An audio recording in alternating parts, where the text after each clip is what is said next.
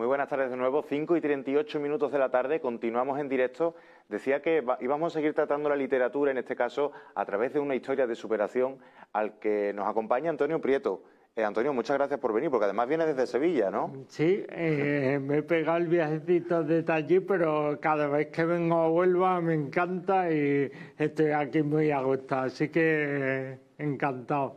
Vienes a presentar Hablemos de Valores. Ya es tu segunda publicación, como estamos viendo por ahí, lo tenemos en la mesa. La primera publicación que fue Accidente, la segunda, Hablemos de Valores. Yo quiero hablar antes, ahí lo tenemos en pantalla, para contextualizar a los espectadores. Quiero hablar de tu historia, porque a ti hubo un momento determinado que la vida te cambia radicalmente, ¿no? Yo viví en Huelva, luego en Sevilla, me fui a Pamplona para trabajar, me fui a trabajar luego a Madrid y en Madrid, en 23 de febrero de 2026, de 2023, yo era ciclista y tuve un accidente en bicicleta con un coche. Y desde entonces, pues la vida me da un giro tremendo, me deja unas secuelas, pero como quien dice, aquí puedo estar y además estoy mucho mejor, que las expectativas no eran muy buenas. ¿Y cómo fue ese proceso de rehabilitación? Porque claro, supongo que tendrías que apoyarte, habría momentos muy difíciles, apoyarte en pilares para ti que fueron fundamentales, ¿no? Sí, la familia es importantísima, por ejemplo, y lo más importante de todo es que tú tengas la vista siempre en trabajar, trabajar, trabajar y que cada pequeño resultado cuente. No puedes venirte abajo porque sea muy lento y eso, porque todo lo que sumes va a sumar, y si no, esa funcionalidad, esa calidad de vida, por ejemplo, y todo lo que puedas avanzar vas a estar más adelante seguro que si te quedas parado en el mismo sitio. Yo me quedo fascinado con tu mentalidad. ¿Cómo se consigue esa mentalidad tan fuerte, tan dura, ¿no? Porque has atravesado un momento muy duro, muy difícil. ¿Te ha costado trabajo conseguirlo o siempre has tenido claro que tienes que estar ahí al pie del cañón, ¿no? Para ser fuerte. Pues yo creo, desde mi punto de vista, el deporte me ha ayudado muchísimo a esto. Yo era deportista tanto antes como después del accidente, que ahora soy paralímpico, y el deporte te hace tener una mentalidad muy de progresión, avance, objetivos, y eso al final te hace estar mentalizado. Por otra parte, te puede hacer muy egoísta y enfocarte demasiado, pero también te ayuda en que en determinadas situaciones en las que lo que tienes es que exigirte, te puedas exigir. Bueno, qué maravilla, de verdad, que esta historia, que estemos contando esta historia, que además viene reflejado en el primero de tus libros, ¿verdad? Accidente. Sí. ¿Qué podemos ver reflejado en esa primera publicación? Bueno, pues es un libro que es muy íntimo, porque los dos libros son puras terapias, y Accidente lo escribí cuando llevaba 11 meses por ahí después del accidente. Todavía andaba aún peor, hablaba incluso más lento, pero como terapia me enfoqué en que una de las principales secuelas que tenemos las personas que hemos tenido un accidente y tubo derrame es la memoria. Las principales son memoria, logopedia, marcha, luego que puedas tener algún nervio dañado. Y yo decidí trabajar la memoria porque no la tenía muy afectada, pero a mi alrededor veía casos en los que sí que les había afectado mucho y no quería que eso me pasara a mí. Entonces le cogí un poco de miedo y como respuesta escribí el libro y lo enfoqué en que contar cada pasito pequeño que daba me ayudaría tanto a recordarlos todos como a hacer el ejercicio de qué pensaba en ese momento, qué pienso ahora. En parte terapia, en parte descubrimiento de mí mismo. Qué bueno y tan importantes son en nuestra sociedad. Estarás de acuerdo conmigo, ¿no?, en que la humanidad, la parte social, está centrando toda esta parte del programa. Y es que me gustaría hablar, ya que hemos citado ese punto de inflexión que cambia tu vida, ¿cuáles son exactamente esas secuelas? Porque, claro, supongo que también habrás visto tu avance personal, ¿no? En las secuelas que te ha dejado, hablabas del habla, también de la movilidad. No sé cuál más te... Ha habido muchas, o sea, mis expectativas en un principio, las que decía la medicina que me quedaría, sería que a lo mejor no se sabía si volvería a poder ponerme de pie, que no se sabría si podría volver a comer sólido, no hablaba como habla ahora, o sea, hablaba mucho más lento e inentendible. El brazo derecho no puedo doblarlo, es decir, el movimiento de alargarlo, de extenderlo, lo puedo hacer perfectamente, pero el de doblar no puedo. Y eso ha ido todo evolucionando, o sea, desde el principio tuve un chip que me hizo trabajar cada aspecto de manera diferenciada.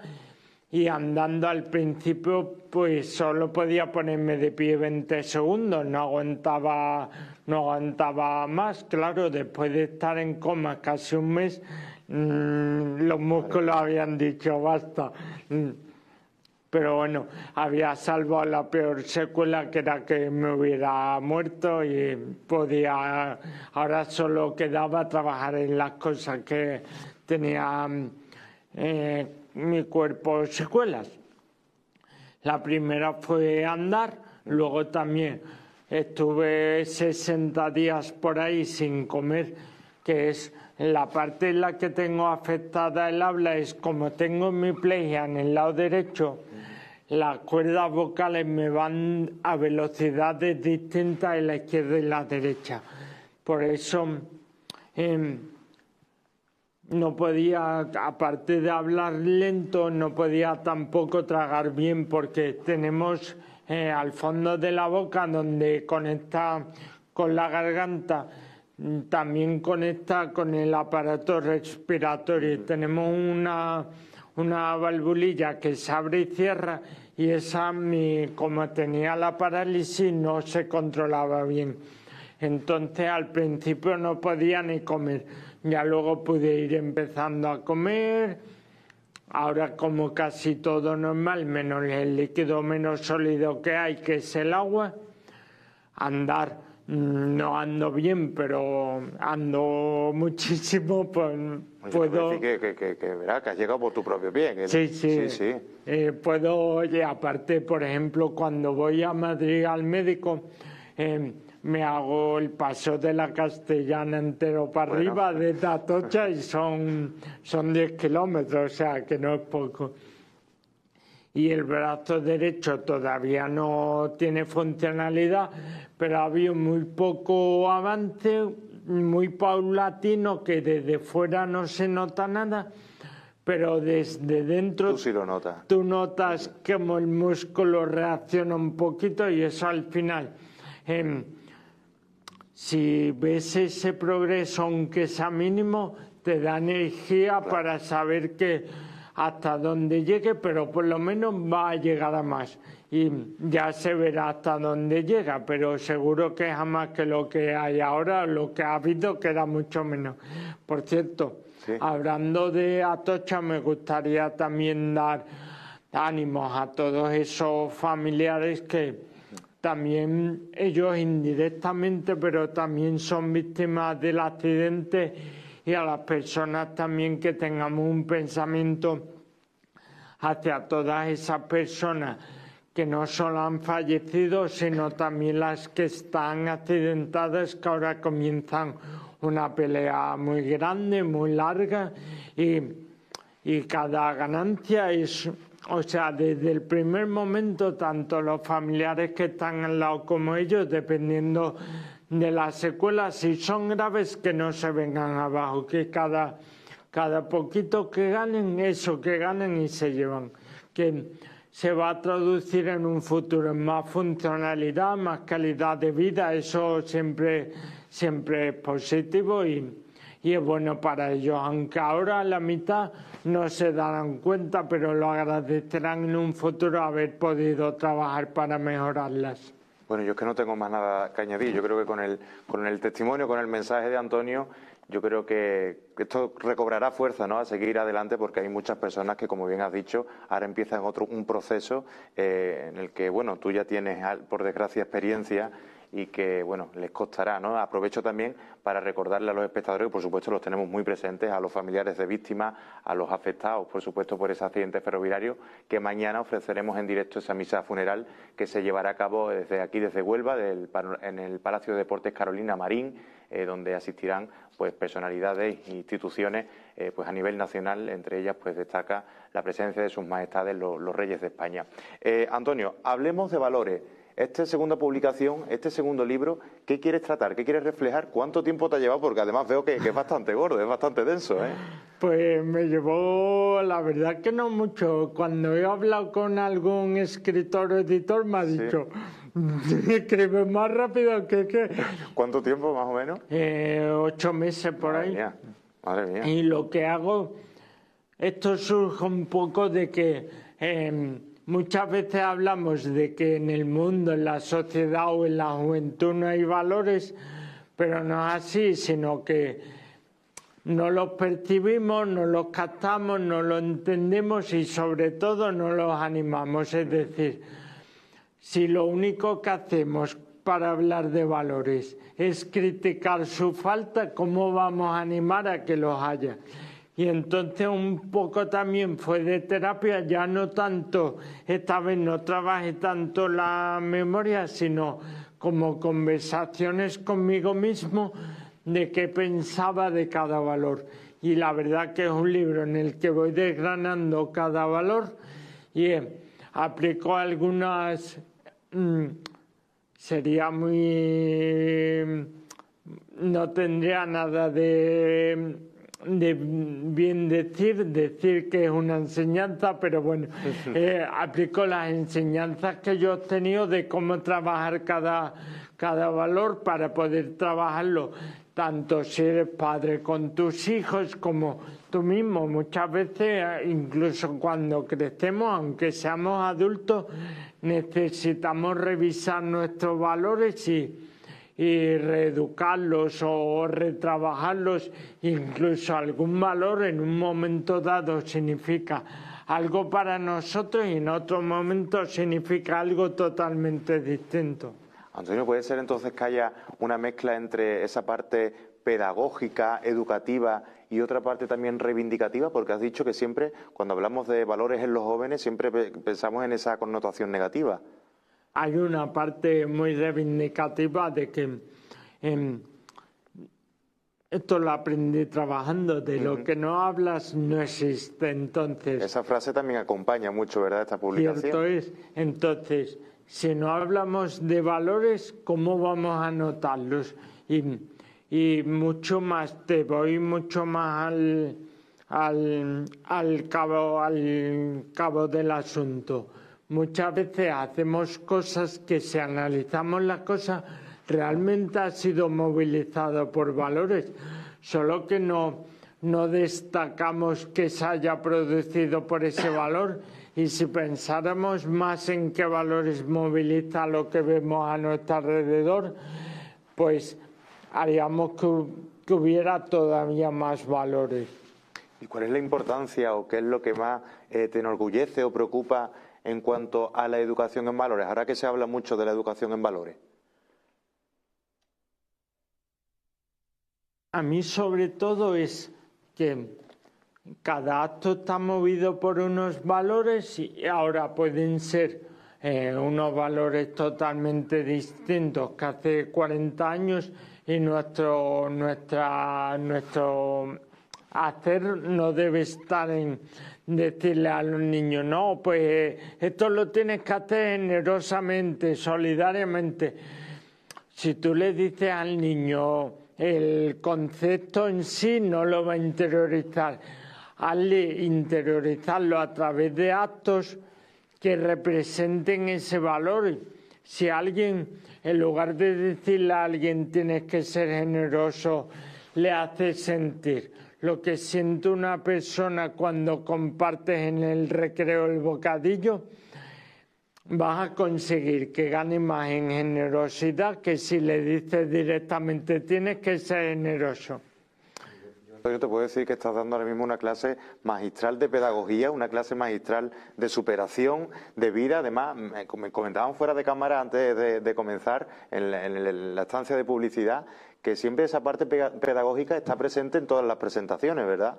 Sí, para empezar hacia mí y luego también hacia quien tengo delante, o sea, para empezar hacia mí porque en cada presentación trabajo una cosa, siempre trabajo muchísimo en la logopedia porque claro, cuando estás con gente del día a día se acostumbran un poco a tu oído, pero cuando estás con gente que ves 2 o 3 veces al año, te esfuerzas muchísimo más en vocalizar y eso al final te ayuda muchísimo a la logopedia y también porque tienes cierta responsabilidad, es decir, la gente viene para algo, no viene para perder el tiempo, viene para recibir algo a cambio, entonces tú sientes un poco como el deber de ofrecerles algo que merezca la pena y esa parte que merece la pena es esa parte pedagógica de que salgan de la presentación mejor que como han entrado, sea con aprendizaje, con el alma más llena o lo que sea. Qué bonito, qué bonito. Bueno, y ya por último, para ir un poco cerrando, ¿dónde se puede adquirir este ejemplar? Y además, ¿cuándo va a ser la presentación? Porque creo que el próximo viernes, ¿no? La tienes aquí en Huelva. Se pueden adquirir ambos libros en Amazon poniendo Antonio Prieto Accidente o Hablemos de Valores, te saldrán y se venden en Amazon porque quería que lo pudiera adquirir. Por ejemplo, tengo una prima en Canadá o un amigo en Francia y quería que pudieran adquirirlo. Y por otro lado, porque Amazon te permite autopublicar. Entonces, yo quería, sobre todo en Accidente, el reto era hacer el libro de Peapa, la portada, el interior, todo. Y entonces era como un poco reto personal. Y luego el viernes presento Hablemos de Valores, lo presento allí antes era la calle Marina, ahora se llama Marina, creo, la parte de la sala del comercial, ¿no? Sala del comercial. De la Fundación Cajasol. Que ahora la parte de arriba creo que se llama calle Jesús Nazareno. Sí, puede de ser, la Fundación Cajasol, a la que, por cierto, agradezco que me presten el sitio porque es magnífico. O sea, de chico ese balcón con esos arcos y eso nos dejaba impresionado. La fachada es magnífica. La fachada de hecho, ha sido la portada este año de las fiestas colombinas. Mira. Es espectacular.